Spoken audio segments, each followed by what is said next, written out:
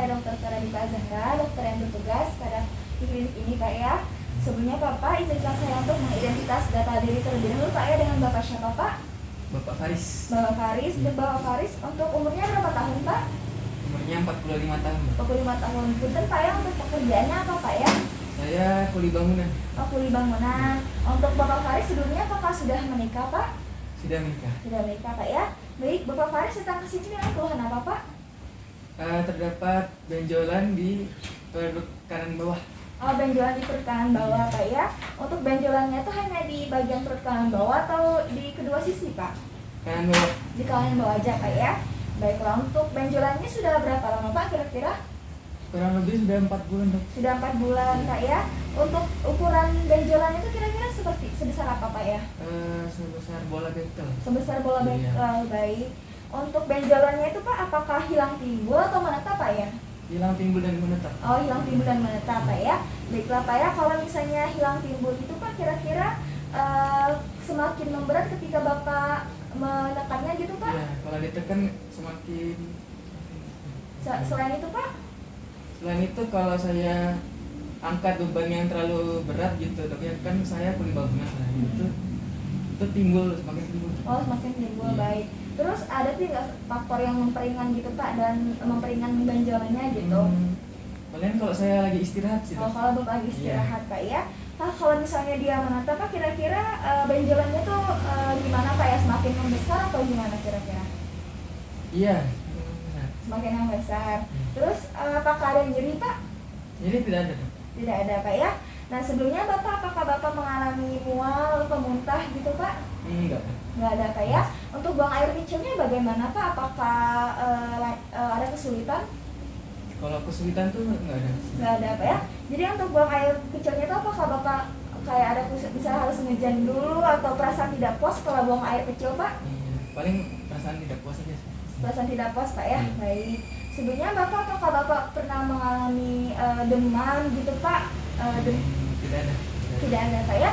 Sebelumnya apakah Bapak sebelum ini Pak ya kan sudah 4 bulan. Nah, sebelum 4 bulan itu kira-kira apakah Bapak pernah mengalami hal serupa gitu, ada benjolan gitu Pak? Nggak ada Pak ya. Lalu sebelumnya apakah Bapak ada riwayat batuk lama gitu Pak? Nggak ada. Nggak ada Pak ya. Lalu Bapak apakah selama 4 bulan ini Bapak pernah mengoperasi gitu Pak? Belum. Belum Pak ya. Baik Bapak, terima kasih Pak ya sebelumnya. Dari hasil selanjutnya kita akan melakukan pemeriksaan fisik Pak ya. Nah, untuk pemeriksaan fisik ini saya akan lakukan kepada Bapak. Mungkin agak kurang nyaman Bapak, tapi Bapak tidak perlu khawatir karena saya akan meminimalisir rasa ketidaknyamanan tersebut. Dan untuk pemeriksaan fisik nanti Bapak, yang akan saya lakukan itu bertujuan itu untuk mengetahui tipe dari benjolan Bapak dan posisi dari benjolan Bapak. Sebelumnya, apakah Bapak harus bersedia Pak? Iya. Baik Bapak. Baiklah, sebelum saya akan melakukan pemeriksaan fisik, di sini saya akan menyiapkan alat yang akan digunakan. Di sini ya kita akan menyiapkan hand gloves, ada pen light. Lalu sebelum itu saya akan mencuci tangan terlebih dahulu, 6 langkah menurut WHO.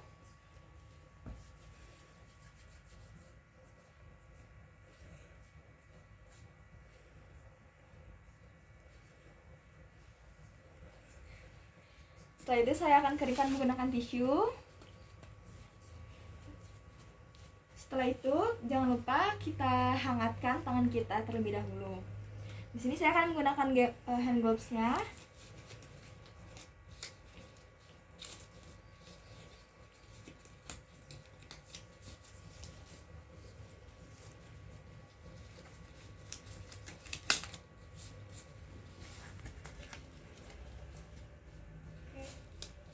Baik, saya akan melakukan pemeriksaan kepada pasien. Ya, baik, yang pertama saya akan melakukan pemeriksaan umum terlebih dahulu. Di sini saya akan melihat kesadaran, apakah pasien itu terlihat cemas ataupun tidak bergerak atau mobilitasnya terganggu. Nah, di sini untuk pasien ini untuk kesadarannya itu masih normal. Lalu kita lihat apakah ada warna pucat kemerahan. Di sini untuk kita lihat bagian wajah dan kulitnya. Di sini pasien normal. kita lihat juga tanda-tanda vitalnya dari suhu, denyut nadi, tekanan darah, dan frekuensi dari pernapasan pasien. Nah, selanjutnya kita akan pasien diminta untuk berdiri di depan. Bapak punten Pak ya, Bapak bisa berdiri di depan saya Pak ya. Di sini punten Pak ya, bisa Bapak buka bagian supaya saya bisa melihat bagian inguinalnya. Di sini lalu saya akan lakukan inspeksi. Di sini kita akan lihat pada bagian skorta regionnya pada pasien ini. Kita lihat periksa benjolan dan periksa benjolannya, lalu kita tentukan dari apakah benjolannya itu berwarna kemerahan, dari lokasi serta edema kulitnya. Lalu kita akan palpasi. Sini kita palpasi benjolan. Di sini kita akan tentukan apakah ada nyeri tekan pada pasien. Lalu kita lihat apakah adanya massa isi seperti kistik, krepitasi, apakah massanya itu berbentuk padat dan bulat. Nah, lalu selanjutnya kita akan melakukan tes transiluminasi. Di sini kita akan lakukan pemeriksaan terutama pada bagian skrotum pasien. Kita lakukan menggunakan pen light dan pada ruangan yang gelap. Di sini kita lakukan. Di sini kita letakkan center itu pada pen light-nya pada bagian bawah skrotum. Di sini kita lihat apakah ada atau tidaknya cahaya yang berpendar pada bagian bawah skrotumnya. Nah, setelah itu saya akan memasukkan benjolan. Saya akan memasukkan tangan saya pada daerah benjolan secara manual menggunakan jari-jari, dimulai dari bagian eksternal ring atau cincin eksternalnya, dari bawah benjolan naik ke bagian atas di sini ke bagian atas internal ringnya. Nah, setelah itu jika gagal jangan kita lanjutkan. Nah, di sini juga Bapak mungkin ini tadi agak tidak nyaman Pak ya. Nah, selanjutnya kita akan lakukan pemeriksaan lanjutannya. Sini saya akan letakkan jari kanan saya pada cincin eksternal dan jarinya itu pada cincin internal seperti ini.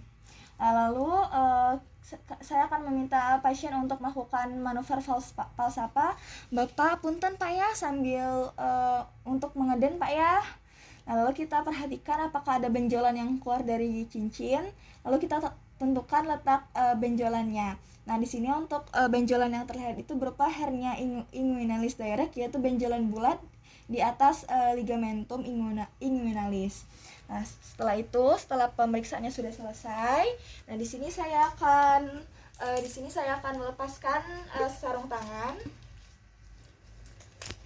Saya akan masukkan ke dalam kotak sampah. Nah, setelah itu saya akan mencuci kembali tangan saya. 6 langkah menurut WHO.